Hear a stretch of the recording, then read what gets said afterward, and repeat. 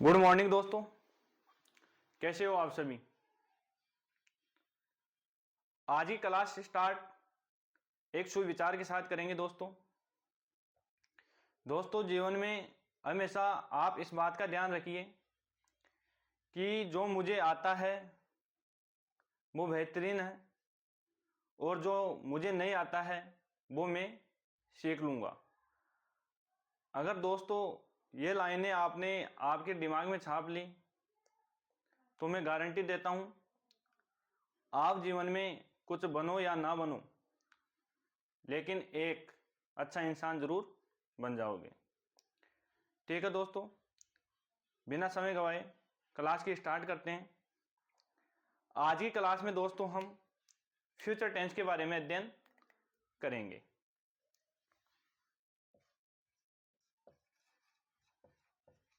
Future tense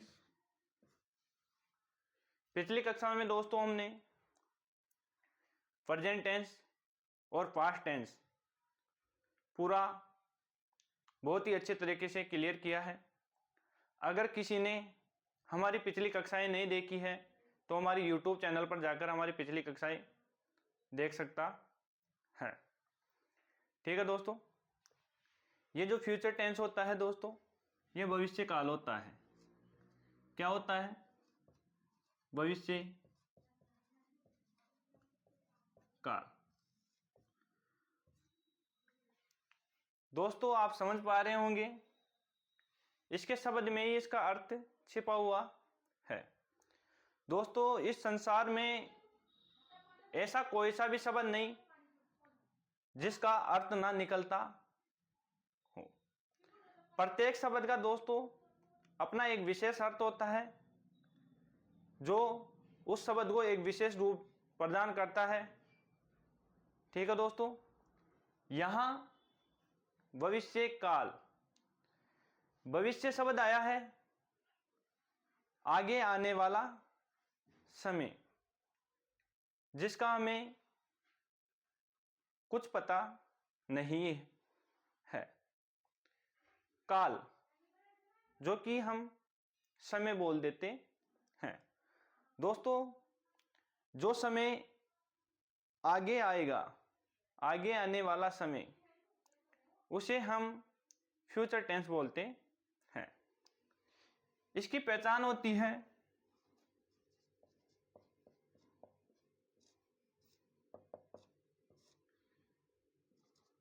Hindi वाक्यों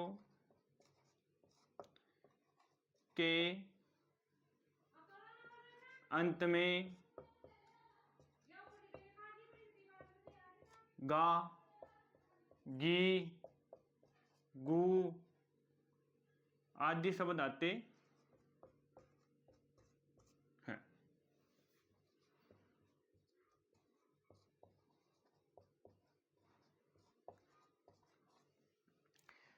ठीक है दोस्तों, फ्यूचर टेंस की पहचान क्या होती है? हिंदी वाक्यों के अंत में गा, गी, गु आदि शब्द आते हैं। जैसे वह पुस्तक पढ़ेगा, राम खाना खाएगा, सीता 2 घंटे से पुस्तक पढ़ रही होगी। हम देख पा रहे हैं ये जो सभी सेंटेंस है उन सभी के पीछे ग, गा, गी, गु आदि शब्द लगे हुए हैं। तो दोस्तों जब भी आप कभी ऐसे शब्द देखते हो सेंटेंस में तो वो टेंस होता है फ्यूचर टेंस। दोस्तों इंग्लिश जो विषय है उसमें ग्रामर मेन रहती है। अगर किसी स्टूडेंट की ग्रामर क्लियर है तो मैं पूरे विश्वास के साथ कह सकता हूं कि एग्जाम में जब वो बैठेगा तो उसे कुछ भी दिक्कत नहीं आएगी। और जिसकी क्लियर नहीं है वो समय रहते हैं हमारे साथ जुड़ सकता है।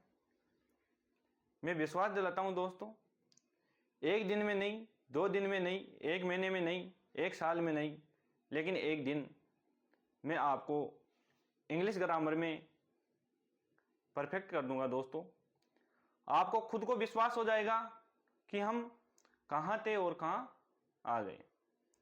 इसलिए दोस्तों बने रहिए हमारी यूट्यूब चैनल के साथ और ज़्यादा से ज़्यादा स्टूडेंट्स को जोड़ने की कोशिश कीजिए। दोस्तों इससे होता यह है कि हमें भी मोटिवेशन मिलता है। आज हम फ्यूचर टेंस के बारे में अध्ययन कर रहे हैं। फ्यूचर टेंस का सबसे पहला टाइप होता है फ्यूचर इंडेफिनिट टेंस। उसी के बारे में आज की क्लास में चर्चा की जाएगी दोस्तों।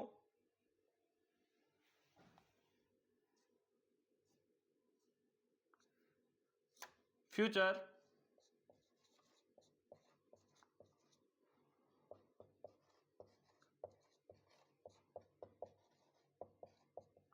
Indefinite tense. दोस्तों सबसे पहले आपको इसकी पहचान आना जरूरी है।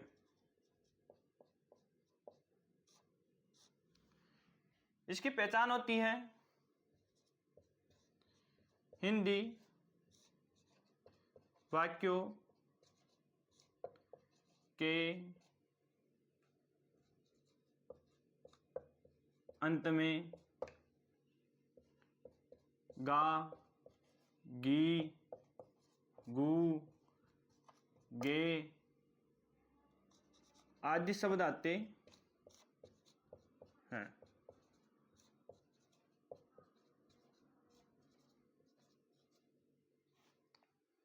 ठीक है दोस्तों,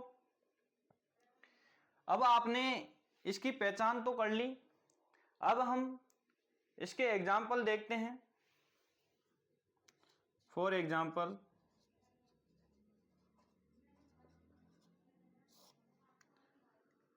राम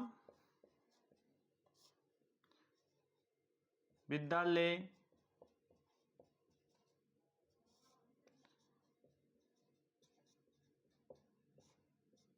जाएगा, सीता पुस्तक पढ़ेगी,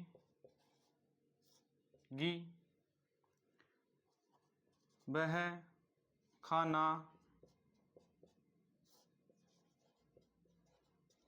खाएगा। आपको पता रहना चाहिए कि फ्यूचर टेंस में कौन सी एचवी का प्रयोग होता है और कौन सी वर्ब का प्रयोग होता है।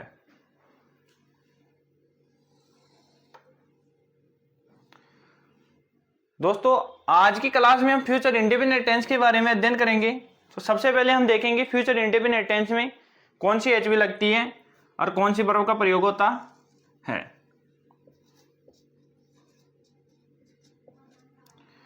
फ्यूचर इंडेफिनिट टेंस में वर्ब की first form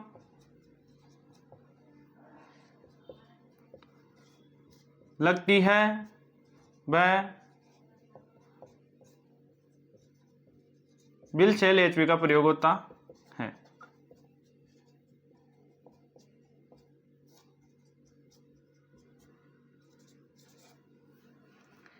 future indefinite tense में वर्ब की कौन सी फॉर्म आती है दोस्तों? फर्स्ट फॉर्म आती है और विल शैल का प्रयोग होता है। ठीक है दोस्तों, आप नोट कर लीजिए, स्क्रीनशॉट ले लीजिए।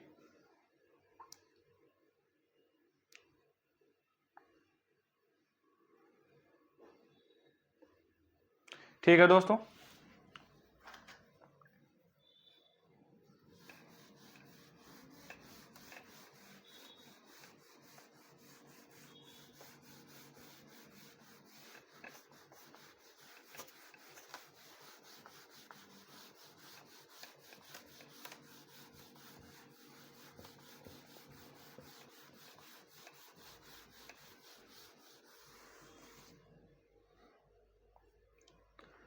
अब हम सिंपल सेंटेंस के बारे में चर्चा करने जा रहे हैं। फ्यूचर इंडेफिनिट का simple sentence. Future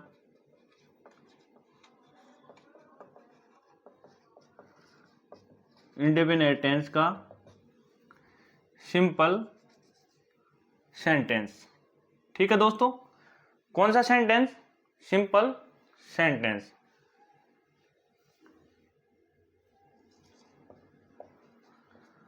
simple sentence, साधारण वाक्य।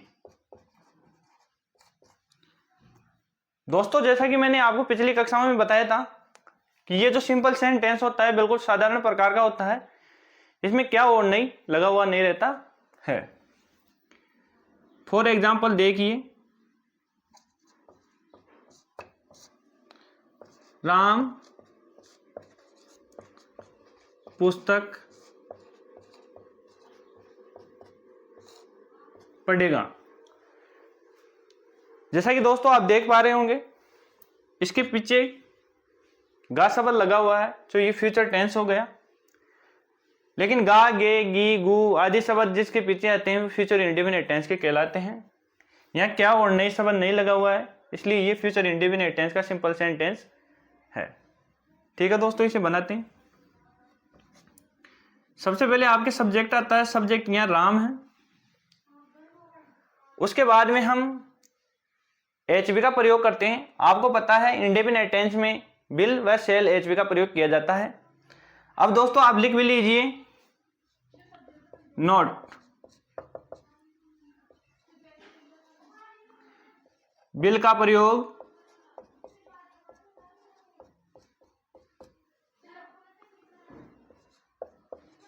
या ऐसे लिख लो दोस्तों, आपको ऐसे सही रहेगा, समझ में आ जाएगा। ऐसे आई व वी के साथ शैल का प्रयोग किया जाता है।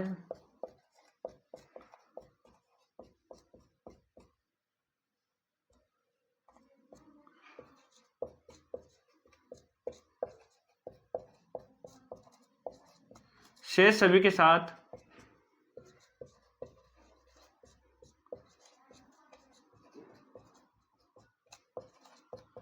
विल का प्रयोग होता है।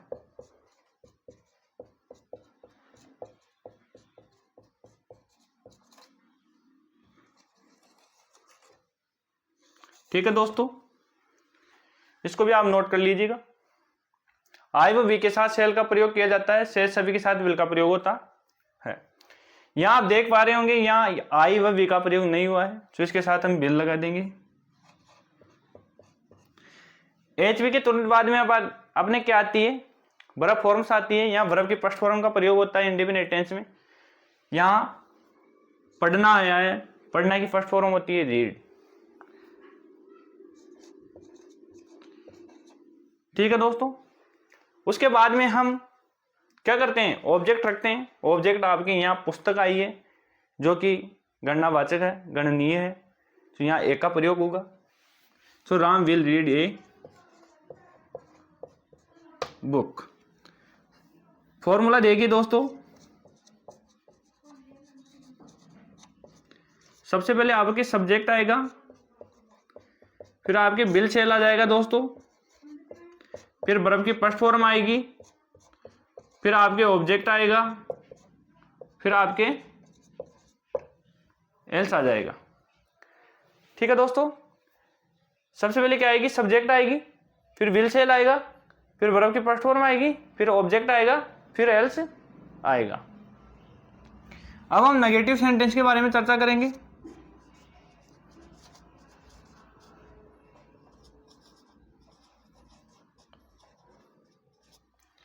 नकारात्मक वाक्य, इसकी क्या पहचान है दोस्तों? मैंने आपको पिछली कक्षा में बताया था। इसमें नई शब्द लगा हुआ रहता है दोस्तों। राम पुस्तक नई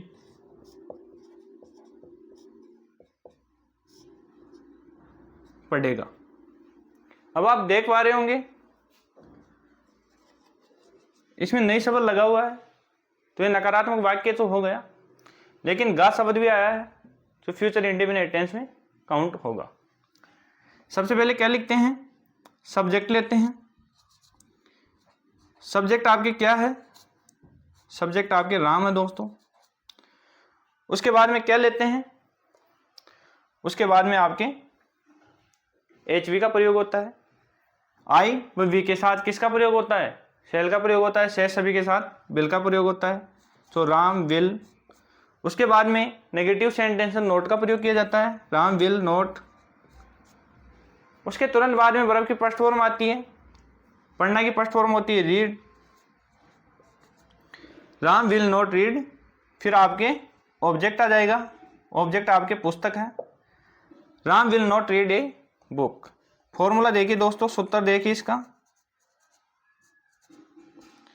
सबसे पहले आपके सब्जेक्ट आएगा, फिर विल नॉट शैल नॉट आएगा। शैल नॉट का प्रयोग किसके साथ होगा दोस्तों, आई व वी के साथ होगा। शेष सभी के साथ विल नॉट का प्रयोग होगा।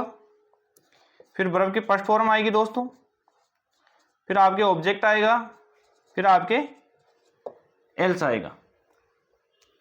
ठीक है दोस्तों, सबसे पहले क्या आएगा, सब्जेक्ट आएगा, फिर विल नॉट शैल नॉट आएगा, फिर वर्ब की फर्स्ट फॉर्म आएगी, फिर ऑब्जेक्ट आएगा, फिर आपके एल्स आएगा। अब हम interrogative sentence, interrogative negative sentence के बारे में चर्चा करेंगे।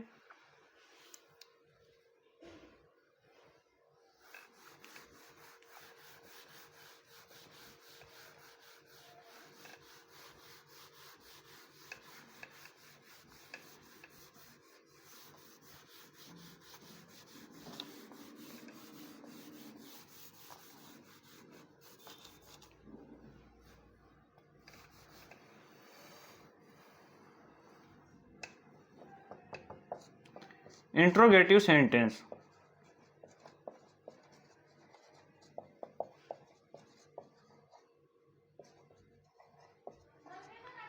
जिसे हम प्रश्नवाचक वाक्य बोलते हैं। क्या बोलते हैं, प्रश्नवाचक वाक्य। इसमें क्या शब्द लगा हुआ रहता है दोस्तों, क्या लगा हुआ रहता है, क्या शब्द लगा हुआ रहता है, क्या राम पुस्तक पढ़ेगा। अब आपने इसमें ये तो पहचान कर ली कि क्या शब्द आ गया जो इंट्रोगेटिव सेंटेंस है, लेकिन उसके अलावा आपको यह भी पहचान करनी है कि टेंस का कौन सा प्रकार है। जो फ्यूचर टेंस का इंडेफिनेट है, उसके बाद में इसमें किस एचवी का प्रयोग होता है, किस क्रिया का प्रयोग होता है। अब यहाँ मैंने आपको बताया था ऐसे सेंटेंसों में आपको सब्जेक्ट को पकड़ना है। सब्जेक्ट आपके राम है, राम के साथ विल का प्रयोग होता है फ्यूचर टेंस में। ठीक है दोस्तों, विल राम। उसके बाद में क्या होगा, आपके वर्ब की फॉर्म आएगी। वर्ब की फॉर्म यहाँ फर्स्ट फॉर्म का प्रयोग होता है, तो विल राम रीड ए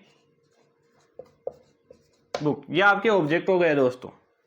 सबसे पहले आपका विल आ जाता है या शेल आ जाता है, जो कि आपकी एचवी होती है। फिर आपके सब्जेक्ट आता है दोस्तों, फिर आपके वर्ब की फर्स्ट फॉर्म आती है, फिर आपके ऑब्जेक्ट आता है, फिर आपके एल्स आता है, और अंत में प्रश्नवाचक चिन्ह आता है। सबसे पहले क्या आता है दोस्तों, विल शेल का प्रयोग होता है, जो कि आपकी एचवी है। फिर सब्जेक्ट आता है, फिर वर्ब की फर्स्ट फॉर्म आती है, फिर ऑब्जेक्ट आता है, फिर एल्स आता है। अब हम इंट्रोगेटिव नेगेटिव सेंटेंस के बारे में चर्चा करेंगे। इंट्रोगेटिव नेगेटिव सेंटेंस, जिसे हम प्रश्नवाचक नकारात्मक वाक्य बोलते हैं।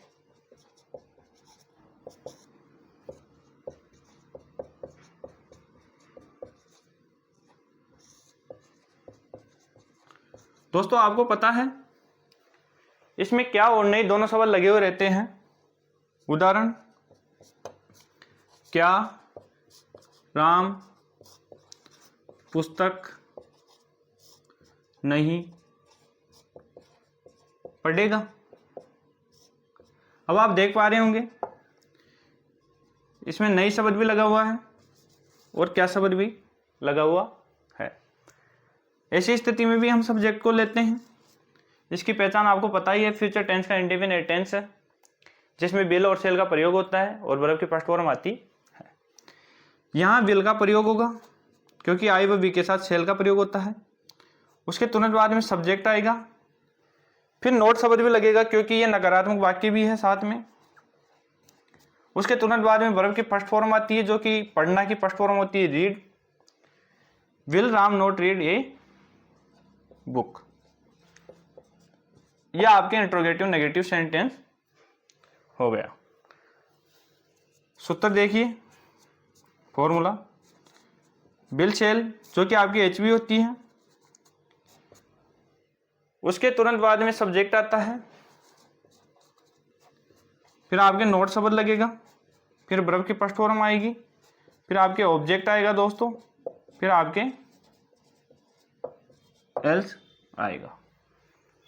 ठीक है दोस्तों, सबसे पहले क्या आएगा, विल शेल का प्रयोग हुआ जो कि आपकी एचवी है, फिर सब्जेक्ट आएगा, फिर नोट आएगा, फिर वर्ब की फर्स्ट फॉर्म आएगी, फिर ऑब्जेक्ट आएगा, फिर एल्स आएगा। ठीक है दोस्तों, आज की क्लास में हमने बहुत ही शानदार और जबरदस्त तरीके से फ्यूचर टेंस का इंडेफिनिट टेंस क्लियर किया है दोस्तों। इसलिए हमारी क्लास को लाइक कीजिए, शेयर कीजिए और हमारे यूट्यूब चैनल को सब्सक्राइब कीजिए। मिलते हैं दोस्तों अगली क्लास में नए जोश, नई ऊर्जा, नए उत्साह के साथ।